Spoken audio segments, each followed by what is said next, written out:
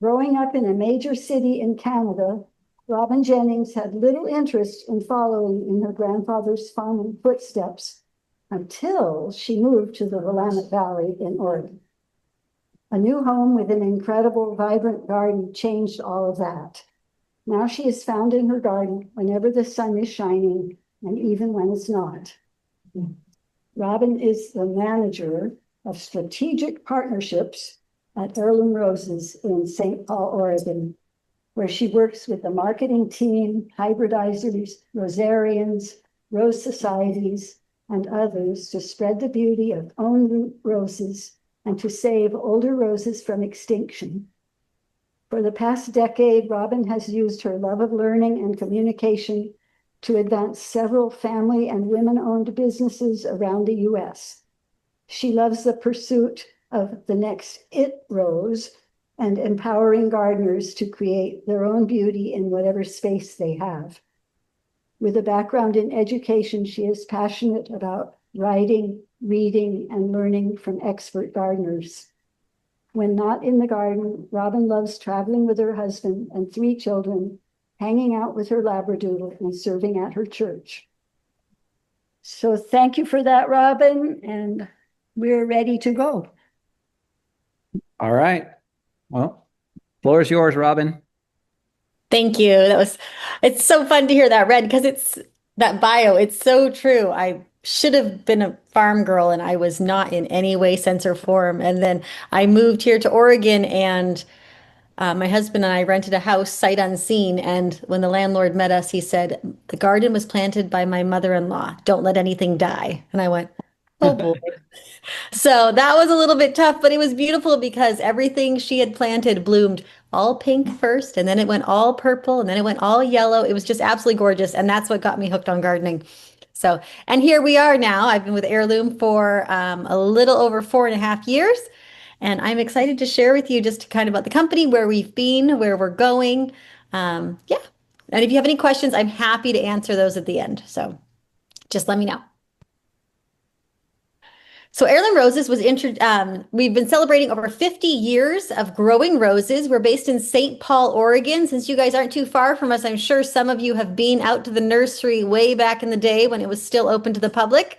And we still produce own root roses, only own root. We don't do any bare root. There's no grafting on site.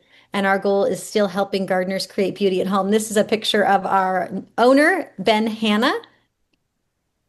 And I'm sure some of you might recognize that man in the picture. That is John Clements. He was the founder of Heirloom Roses. He founded it in early 1970s.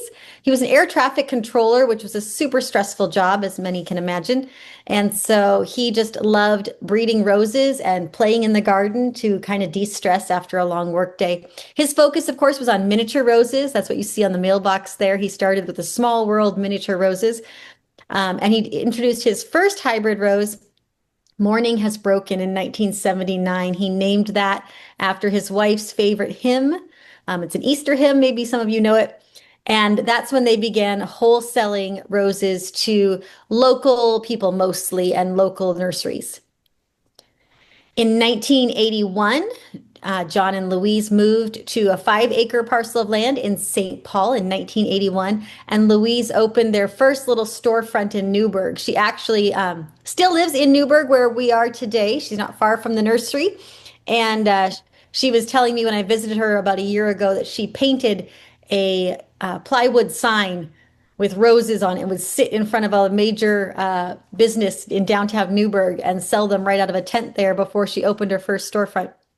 Their hobby essentially turned into a business, and John was able to leave this stressful life of air traffic control to let roses become his full-time focus. In the late 80s, early 90s, John and Louise got to travel to East Germany, France, and the UK. They actually met David Austin and were so inspired by his English gardens and all the roses that he grew that they started importing and growing English roses, some ramblers and climbers that had never been introduced in the US before. There may or may not be a story that Louise might have snuck cuttings wrapped in her nightgown in her suitcase on the way back from David Austin's, but I will neither confirm nor deny that.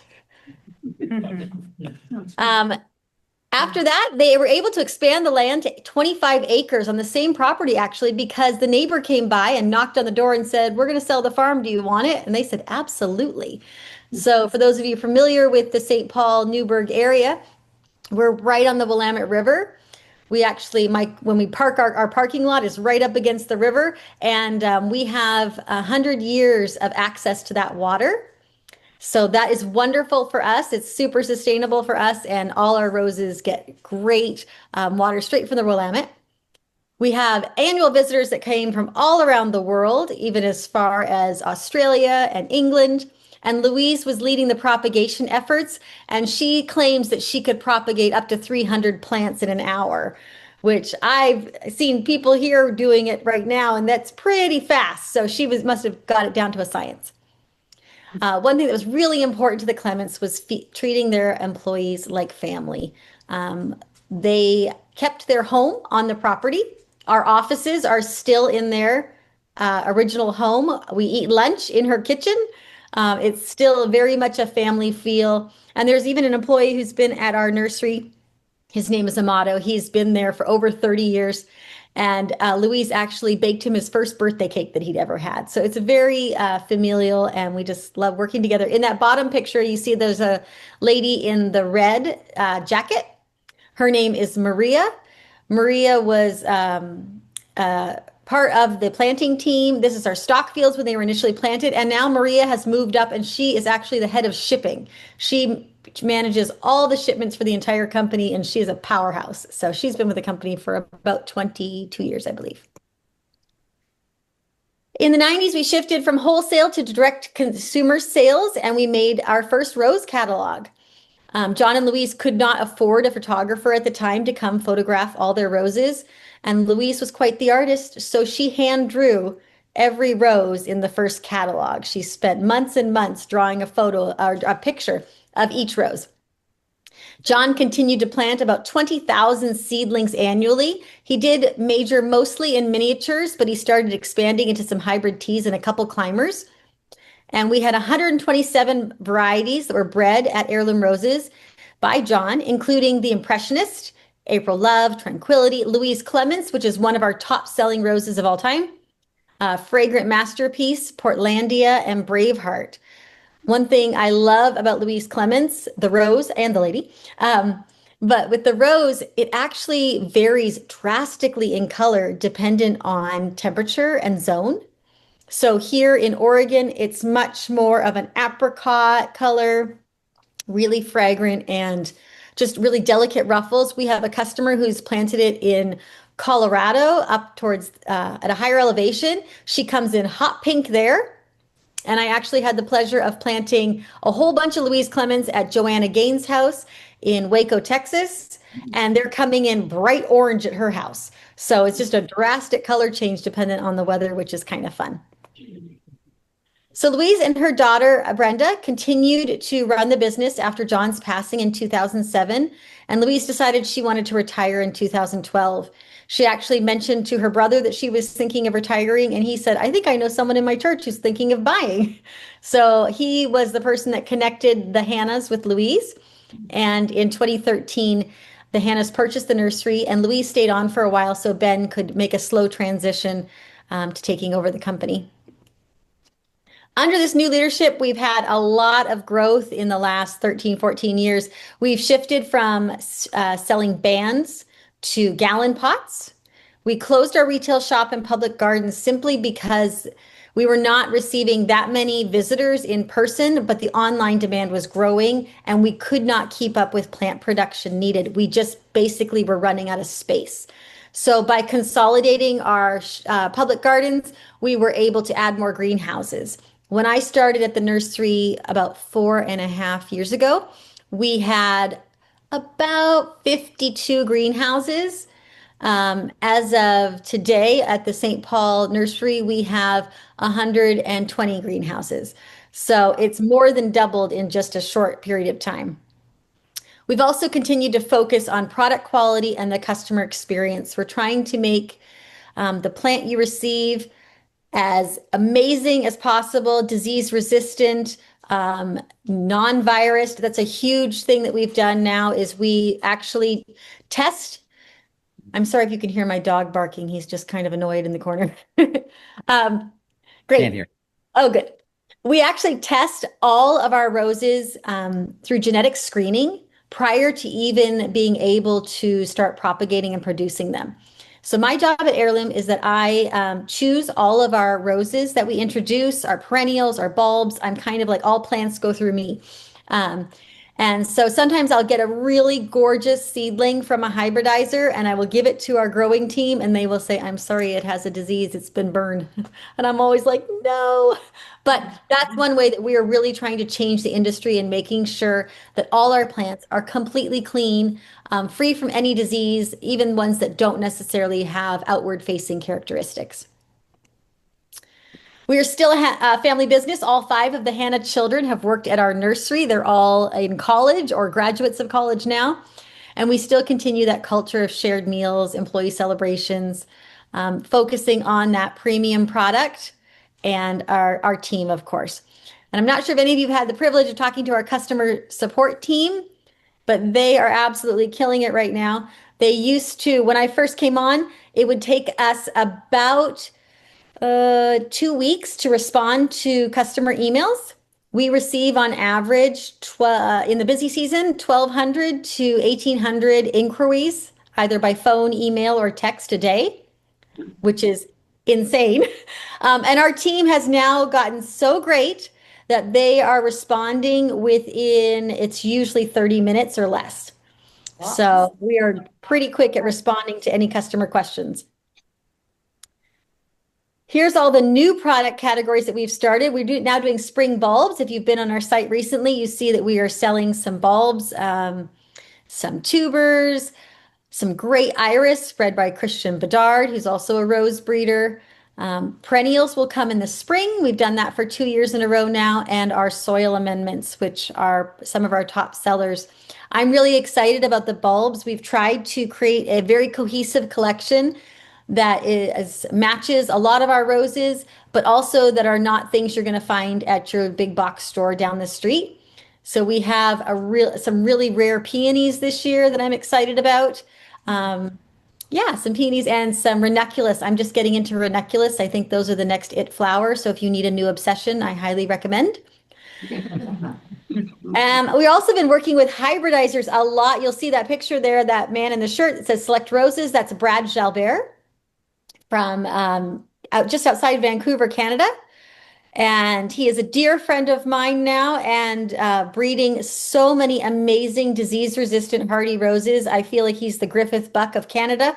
He's not giving them much attention or care and just wants them to thrive. And we were able to introduce 3 of his new varieties to the US this year. And next year, we're going to be bringing in a whole ton more and subsequent years after that, which is really exciting. So if you're looking for some new Jalbert products, we'll be the first to have them or coordinating their entry into the US. We also had a big change. We have a new location because, as I was saying, we're outgrowing our space. And this is our new location in Mount Angel, Oregon. It's right near the Abbey. If you've ever been to the Mount Angel Abbey, it's not far from there. And each of those, you can see those beds are lined with red spray paint on the left-hand side. I'm not sure if you can see the lines going horizontally across.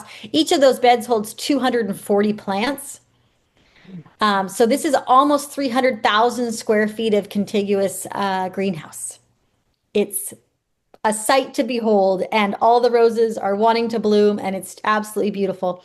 So we are very excited for that location, and we're actually going to be shipping our roses out of that location next year because the hundreds of thousands of roses that we've already made are growing there right now, and it'll be far easier to ship them to you from there than move them all the way back to St. Paul. That would be a lot of U-Haul trucks. So we've increased our staff significantly. We now have about 80 full-time employees, which is the biggest we've ever been. And we've worked really hard to improve our website. You'll see that we are continually making small tweaks and changes to make it easier, not only for you as experienced growers to find what you're looking for, but also for new growers to decide what they're looking for. That's our number one question our customer service agents receive is, what rose do I buy? I have no idea. So we're working really hard to create quizzes and some guidance to help people find a rose that will thrive in their zone. One thing we're really excited about is now when you go on our website in the top left-hand corner, you can set your zone. And if a new grower comes to our website and wants to pick a rose that is only for zones 8 and 9 and they're in zone 4, it will tell them in bright red letters, this is not recommended for your zone. Please don't buy and kill this rose. So we're hoping that they will make a good choice and pick something that they'll be successful with right away. Our main office continues to be in St. Paul. We still only grow own root roses, nothing grafted. Everything is still hand propagated. My 16-year-old daughter just had her first summer job, and her job was propagating roses at Heirloom. So we continue to be guided by Louise's motto, the roses you need and the roses you love. I hope that we'll continue to be that place for the ARS to find all those roses that they need for years and years to come. There's a picture of our whole team that we just took this last year. In the summer, we have a little bit more than 80 people for some seasonal staff, but we've got beautiful views and beautiful roses at our greenhouses there. I'd love to also show you some of the new roses that we've introduced this year. If you got our catalog, you saw some of them in there. I'm sure some of you might already grow some of these, so I won't go too much into detail, but I just want to tell you what I particularly love about each of them. Our first is Beautiful Day. This apricot color is really trending right now with growers. Almost all our top searched rose is either pink or apricot. So while it may not be your favorite color, it is the trending color right now for new growers who are new to roses. I just love the little pink center in this one too. Beryl Bach, we brought back. A lot of you might say that is not a new rose. You're right, it's not a new rose. This is one's been around for a while, but we felt like it had gone by the wayside and it needed a reintroduction. So we got some new imagery. The fragrance on it is just astounding. I love how hardy it is. We can't disease it up if we tried. So we brought this Harkness rose back and it's done really well this year. Blushing Dogwood. That's a polyantha introduced by John Bagnosco from down in San Diego. John was gracious enough to give us this rose unnamed, and we were able to run a naming contest with our customers to let them help us choose the rose. And you'd be surprised how many people suggested something dogwood. So clearly everyone sees the dogwood flower petals in these. Oh, Caramel Kiss. This is our Jalbert rose. Again, we've got that apricot color. But this one smells, we say it smells like rose perfume, a little bit of licorice, but our head grower says it smells to him like a strawberry Jolly Rancher. So it's really candy smelling. It's really lovely. It has over 140 petals. I counted petals on this baby for at least a week straight. Every time I go in the greenhouse, I'd pick another bloom and I'd count the petals going, there's no way it's going to maintain 140 petals, but it always did. It's such a great rose. Casimir Moulet. I'm not sure if anyone had the privilege of getting one of these. We're partnering with the American Rose Society to save the Ramblers. And this was one of the ones that Claude Graves down in Chambersville sent to us. And we were able to propagate it and save it from extinction. We're trying to help the ARS reach the goal of 3 growing nurseries selling these rare Ramblers, 3 public gardens having these rare Ramblers, and 30 private gardens having these Ramblers. So this one, we only made about 150 plants because I'm thinking at 20 feet tall and 10 feet wide, who really has space for this big of a Rambler? Surprisingly, we sold out in just weeks. So I was shocked. Everyone wanted to be part of history and saving these Ramblers.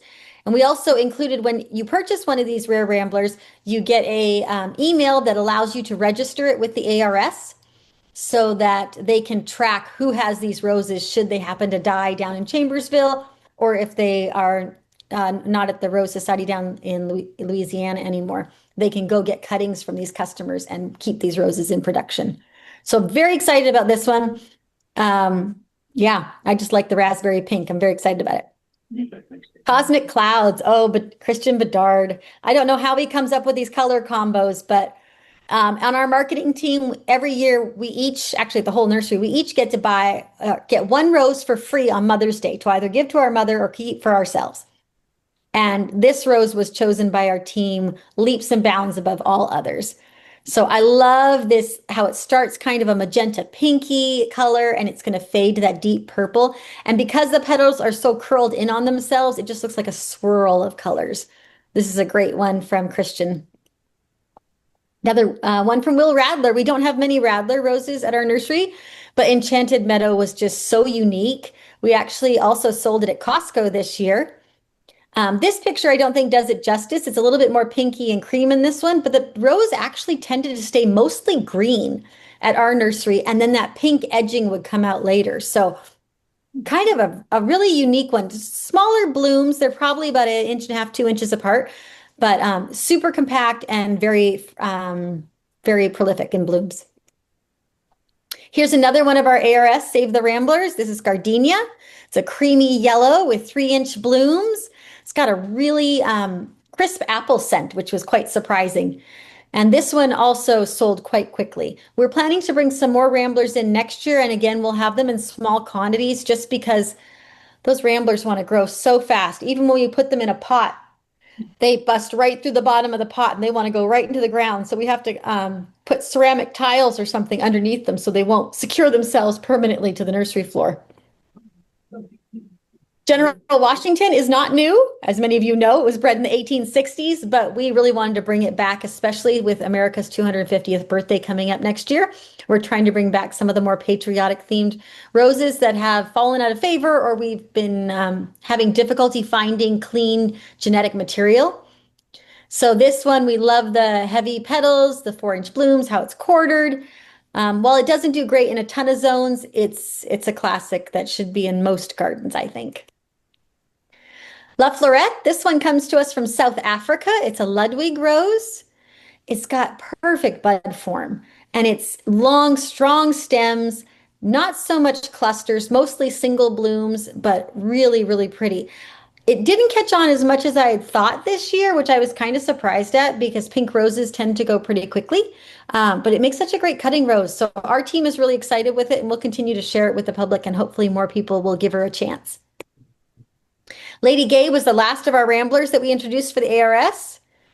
This one's in zones 6 through 9, and she gets to a whopping 20 feet tall. Loves Me Not. We did a soft launch on Loves Me Not last year in the fall, and we sold out in about 3 days. And then we brought it back this year and we sold out again. So this is a great one from Milan. Deep rose pink. Literally over 200 petals. Again, I didn't believe it and I kept counting, but sure enough, over 200 petals. And it's got a great compact upright growth habit, which is really nice. So it works well in a container if you need it to. Maurice Lepelletier looks kind of similar to Loves Me not as many petals, and a little bit more red-orange than this picture lets on. But it was a good one that we have not seen in production in a lot of places, so we wanted to bring it back. Perfume Kiss. This is one of my absolute favorites. It's actually already been introduced in Australia and won several awards for fragrance.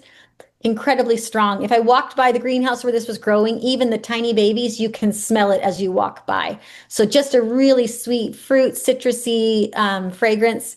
And as with most Jalbert roses, if you're not familiar with his roses, the foliage is usually very glossy and it's almost as beautiful as the blooms themselves. So even when there's not blooms on his roses, they look really, really good.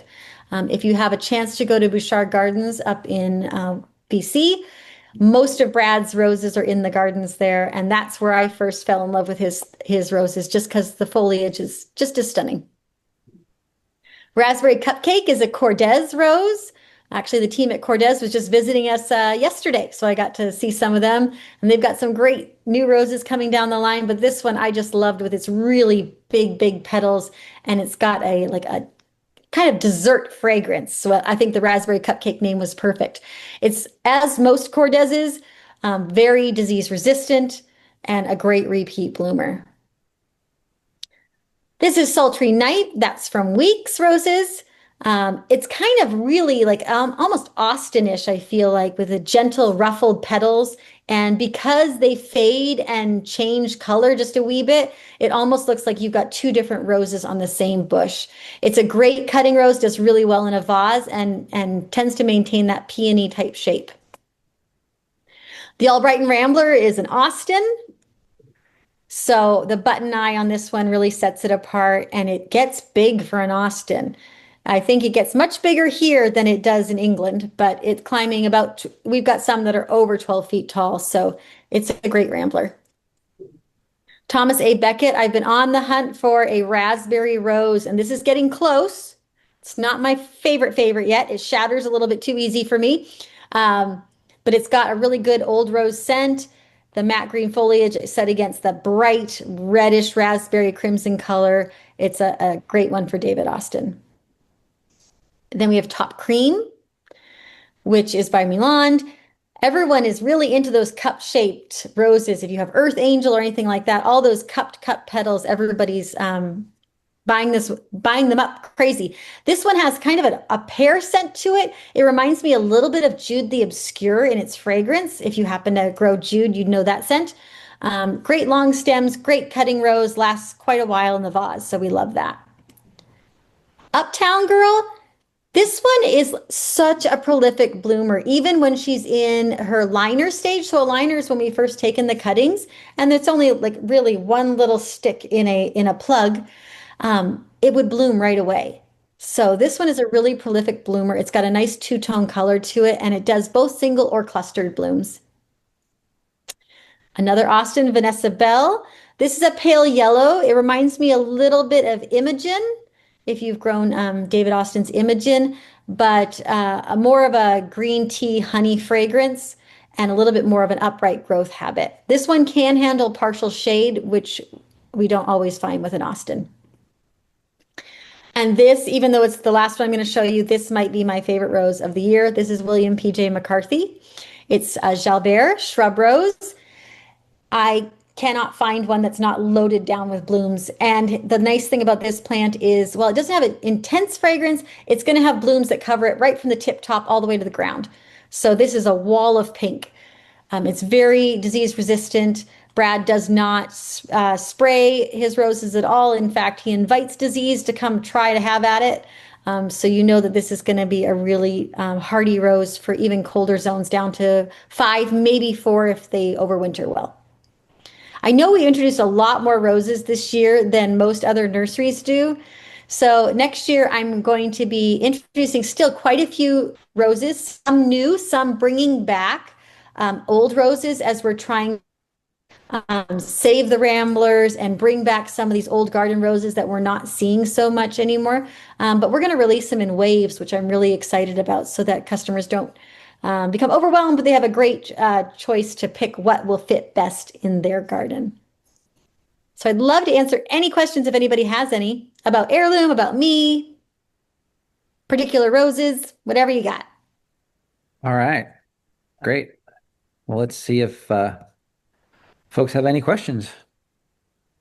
Folks on the I chat. have a question. Yeah, go ahead, Robbie. Can you hear me? Yeah. Yes. Oh, good. I wanted to know that you propagate your seedlings in the hoop houses, the greenhouses, and when you send them out shipping, do they come directly from the greenhouse, or are they okay to just sit outside if we receive them? Oh, yeah, great question. No, yeah, so we start our roses in our greenhouses, and the seedlings are all in a contained greenhouse to keep the proper moisture and things, but we do move them all outside. So once they've been potted up from their initial tiny seedling in a tray, they get potted into the 1-gallon pot that they live in for the rest of their life at our nursery, and they get put outside into more exposed to the elements, things like that. Even that contiguous greenhouse that you saw in Mount Angel, the ceiling opens up. So they are exposed to air, and they're all ready to go. You don't have to harden them off or anything. You can just put them straight in the ground. Okay, thank you. Yeah, of course.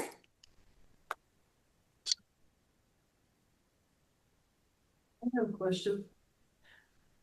You had talked about doing genetic screening. What is the process that you use to do that? Yeah, super out of my range of information. Like that is like so scientific for me. We actually take cuttings off new growth and we send it out to a lab and we have them break it down to the molecular level to let us know.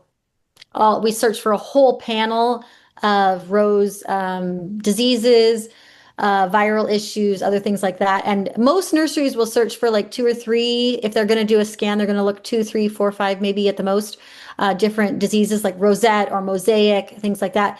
And we actually have a panel.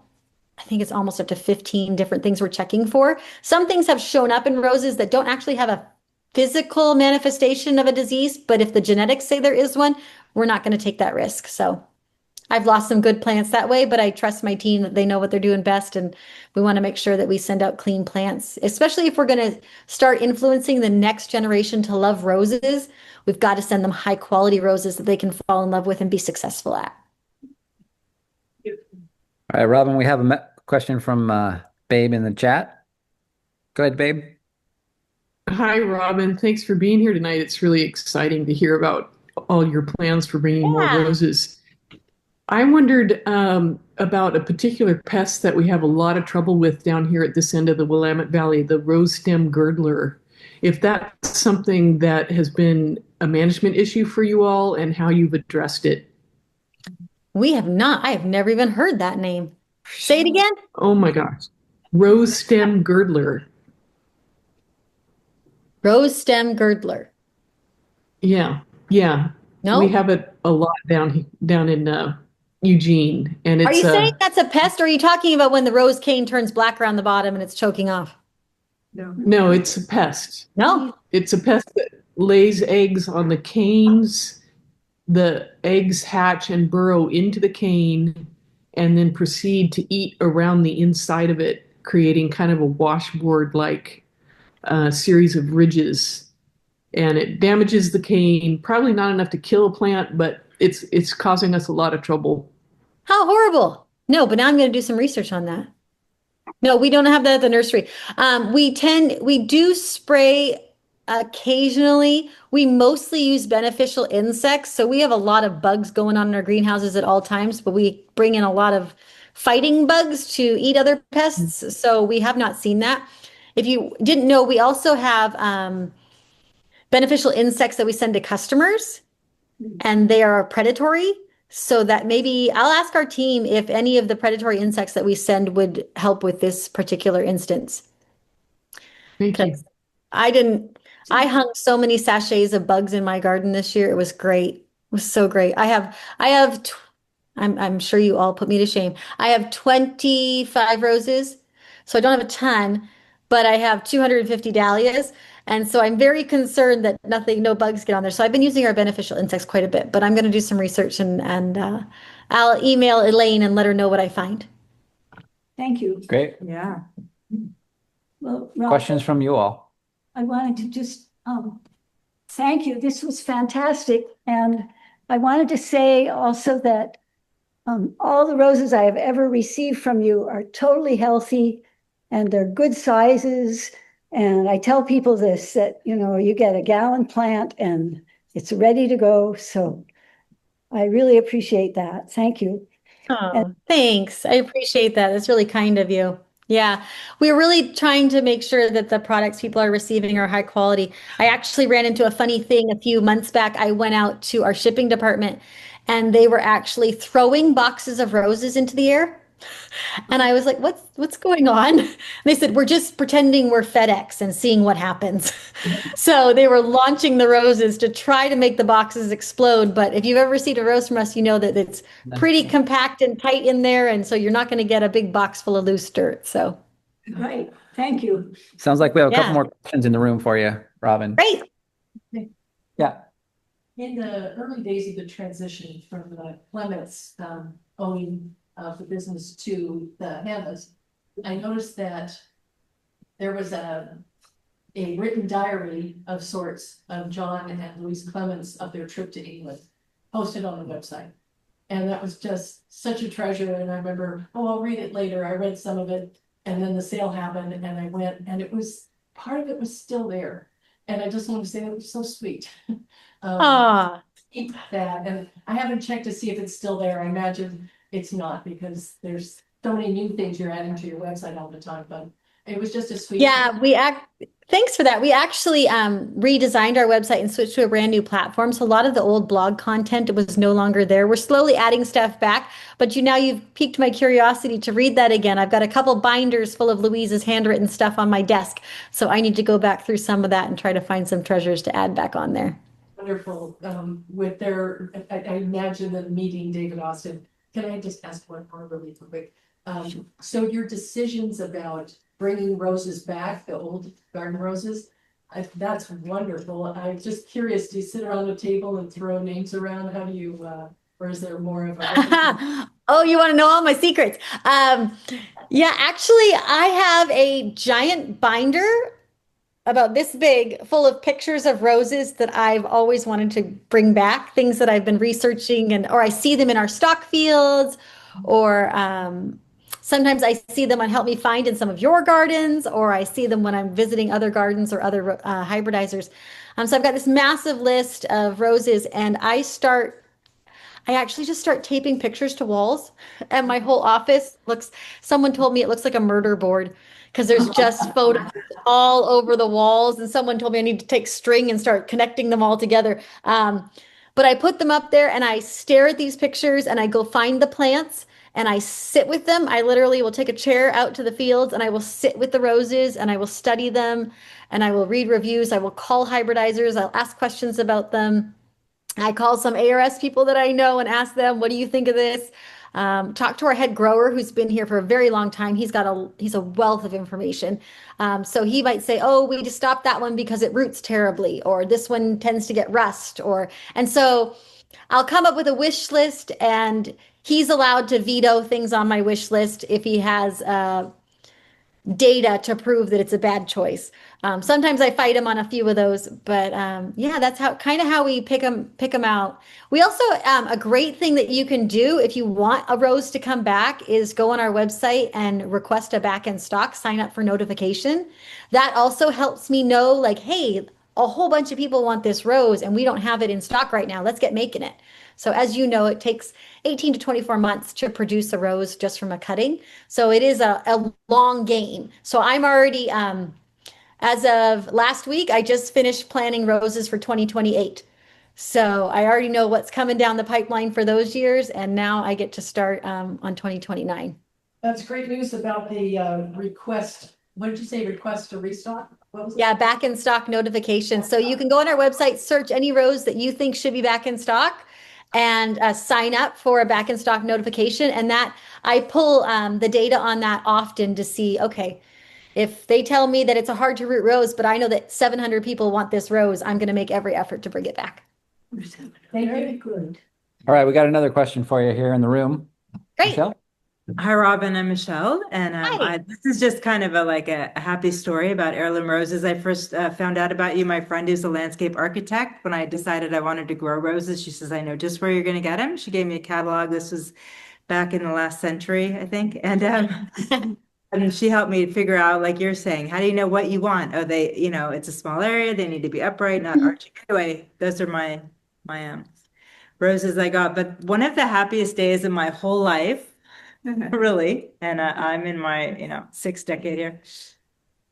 Was going to the garden when they used to have it open, and it was a cut as many as you can carry day, and we out into the stock fields, and I have never held so many incredible I had 5-gallon buckets. I had both arms bursting with blooms. I was about 10 or 20 feet off the ground with happiness. Oh.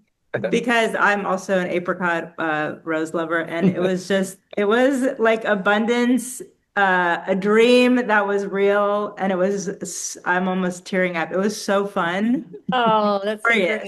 great. So It's good to hear that because sometimes I take it for granted that I work in the midst of 40 acres of roses. I sometimes just let that slide, but last year, I think it was towards the end of the season, I decided I wanted to make a big bouquet and I went out in the fields and I cut like you were saying, I had an armful like this, and I walked in, and it was hot, I was sweaty, my hair was up in a ponytail, and I walked into my office, and our photographer walked over. She goes, "Back outside, let's go take pictures of those." I'm like, so she made me take my hair out, and she's trying to fix it. She's like, "Hold them over your shoulder." I'm like, "Okay, I just want to take." So yeah, I take that for granted, but it's beautiful, and the Hannahs are so generous. Like was said in my bio, I participate with my church a lot. My husband is a minister, and they've let me before when we had a couple 19-year-olds getting married in our church, and I just went and cut the fields, and then here's your wedding flowers. Like it was just, they're so generous in that way. So it was a lot of fun, but. Yeah, they will not, though. I don't think we will ever allow a come cut as much as you want day, solely because of our genetic testing now. You actually have to sterilize your pruners in between every plant. And I don't know that visitors to the nursery would be as strict about that as we are. We didn't think of I just Right. have a quick question. Yeah, go ahead. Robin, I'm also a Robin. Hi, with an Hi. I or a Y? With an I. Oh, me too. Oh, good, good. My question is, your market, is it international? Is it US? How big is it? Because you're shipping so many roses. So many roses. Yeah, great question. We are actually only in the US and Canada right now. So we only ship to US and Canada. We get a lot of requests to ship to Australia and sometimes to England, but unfortunately, it's just too much phytosanitary permissions that we have to get to ship internationally. So we do ship into Canada, but that's the only place outside the US. Well, thank you. And Robin, we have a question from the chat. Folks wondering if Heirloom would be able to entertain a tour from this group to come up and check out the nursery. How many people are we talking? I don't know, 15, At the most. 12, 15.